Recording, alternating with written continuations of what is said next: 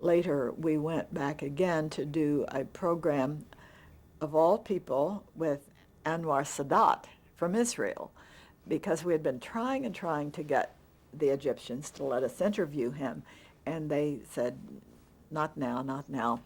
And suddenly, um, we had a message that he was going to be in Haifa for a meeting with Prime Minister Begin of Israel, and if we would come to Haifa, he would be willing to tape an interview for Meet the Press. It couldn't be live from there, but it could be taped on a Saturday, I believe. And so we jumped at the chance, except that I, I well remember asking, where will we do it?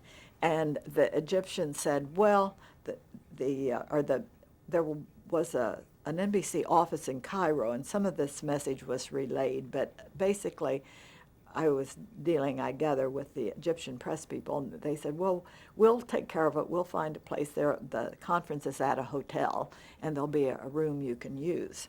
Well, when we got to Haifa, the hotel was relatively small. It was absolutely packed with people. Every single room was being used for something, all the meeting rooms.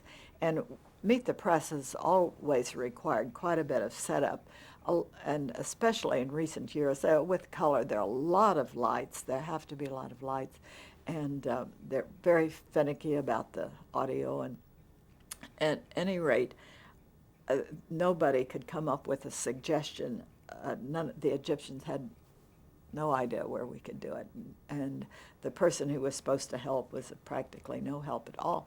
And so I called the press secretary to Prime Minister Begin, whom I had known in Washington when he was at the embassy here, and who was a great guy, very competent, and I begged him for any help he could give us, and so he finally met the director and the production manager who had gone with us. We also had a young unit manager, it was called in those days, who was on his first trip abroad, so he was a bit horrified too.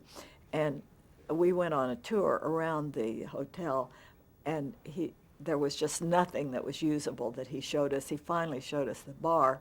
He said, I'll close the bar if you want that, but it just was unworkable.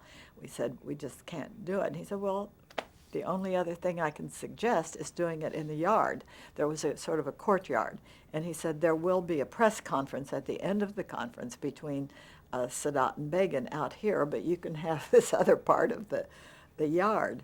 And we just had no choice but to do that. And the weather was decent in terms of sunny, and we could get in there as early as we needed to, and worked all day setting this up. I think we were going to tape sort of in the mid-afternoon or something. It was fine, except it was very, very windy. We had a lot of trouble with wind in the microphones, and also on the outside of the bill, we were in a courtyard, but you could hear the traffic going by down below, and there were occasional honks and such. You talk about noise problems, and we had to, the press conference, NBC had to use one of our cameras over for the press conference, so we had to move that over as soon as it ended to get that set up. But we got it done. It was okay. And later, Sadat was in Washington and agreed to another interview. And as it turned out, it was 2 months before he was assassinated. And we did that one from Blair House, where he was staying, the presidential guest house. They have now taken over several buildings that are really on Lafayette Square that don't really front the White House. They're at the side of what is Blair House. It runs through it. It looks like a small house, but it really now is all connected. There are like 5 or 6 buildings, I think, that are internally connected, and we had plenty of space in there in a room, although it was extremely, I remember it had dark woodwork all over it, including a lot of the shutters on the windows dark, and lighting was a real problem because President Sadat's skin was quite dark, and we were trying to get it lit so that you could see him.